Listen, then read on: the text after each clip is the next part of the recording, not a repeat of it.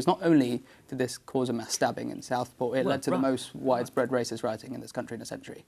I'm very interested in some of this dimension around gender, violence against women and girls. Right, I mean, Sarah, what about issues around violence against women and girls? And hatred doesn't stay in one lane, but quite often we find that misogyny and hate for women and girls and violence against women and girls goes hand in hand with racism, with anti-LGBT views.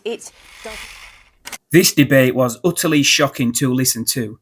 The attempts to change the narrative are becoming beyond outrageous. It really does make you wonder if there is a cover-up.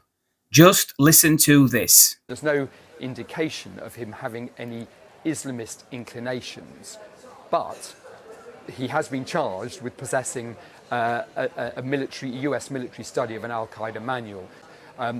For what I can gather, Axel Ruder-Cabana was a very, very disturbed young man with a real obsession with violence, really serious obsession with people like Adolf Hitler, Genghis Khan, the IRA. So there's also some question about whether he had some kind of anti-woman or anti-girl ideology. He just had to give Adolf Hitler a mention, didn't he? We know what he's doing. He's trying to change the narrative from Islamism to the far right. He said he had an Al-Qaeda manual, but there is no proof of an Islamist ideology. Yet the panel immediately started speculating on the fact he may be an incel and how he could be motivated by a hatred of women, and that normally goes hand in hand with anti-LGBT views and racism. Again, they are trying to link the attack to what they consider far-right ideologies. They mention every right-wing ideology under the sun, but no mention of Islamism. She mentioned racism, but what she most definitely didn't mean was anti-white racism. That woman is someone who believes only white people can be racist. The monster said he was racially bullied at school and clearly didn't fit in. It's come to light he had documents such as a concise history of Nazi Germany, British counterinsurgency in colonial Kenya, and punishments dealt to slave rebels on British plantations. Far from an obsession with Adolf Hitler, it appears he's looking up past atrocities committed by white people and the British Empire. Could it be the case he's radicalising himself into a deeper hatred of white British people? Of course, no one will ever dare mention that possibility, will they? And we know the authorities would never in a million years allow that motive to become public, even if it turned out to be true.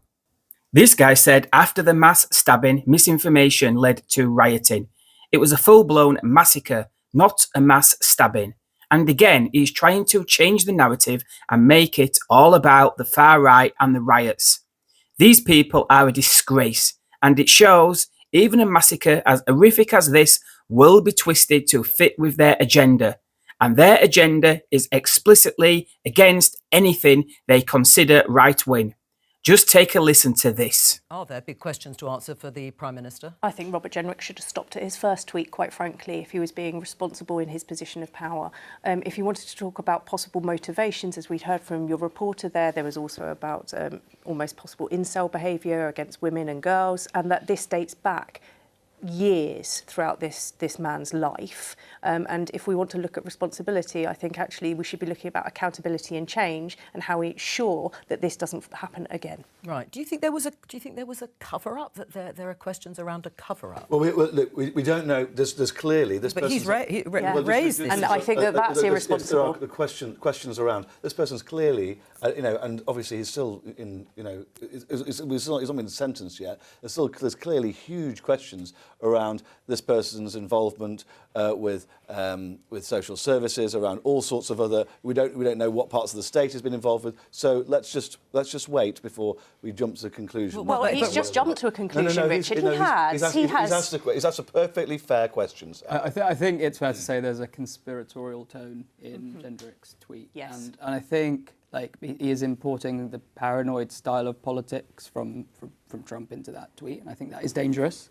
I think we should be careful about making accusations of a cover-up for a case we don't know anything about. I think the right question to be asking is, could state intelligence services have intervened earlier? Because not only did this cause a mass stabbing in Southport, it led to the most widespread racist rioting in this country in a century. So that is a really significant question, and that is where we should be focusing on what could the state have done if it knew so much about this individual to have prevented it getting to this stage. What do you make of the intervention? Admittedly, it is an intervention, but still, I presume he stands by the tweet and what he said. Presumably, I think it's unhelpful, actually, because fundamentally, I think there are really important questions to be answered, and transparency is one of the only ways that you really engender trust in the state. But at the moment, it's clear, I mean, Daniel Sanford seemed to imply it, that journalists probably know quite a lot about this individual, but have not revealed it. And so I think he may have jumped the gun there in going in this direction until now that we know that there's not going to be a big trial. I think the information will be, I'm hoping, I want to be optimistic about the state of our society and our institutions such that we can get this kind of information quite quickly to understand it.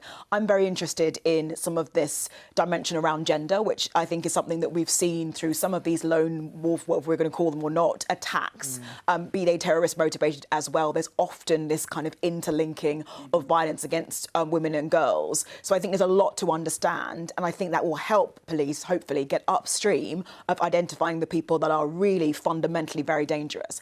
Robert Jenrick should ask questions. He absolutely should. It's just whether that question around cover-up is a helpful thing to insert at this point in time. Right. I mean, Sarah, what about issues around violence against women and girls, and what authorities knew, perhaps, about the background and what we can learn? I think this highlights, and I completely agree with the points that you've just made, hatred doesn't stay in one lane, but quite often we find that misogyny and hate for women and girls and violence against women and girls goes hand in hand with racism, with anti-LGBT views. It doesn't stay in one lane. So I think if they had actual information about that dates back further and further as to why it was this murderer has now slipped through the net, we need to know why it couldn't be intervened sooner, because the consequences have been absolutely horrific.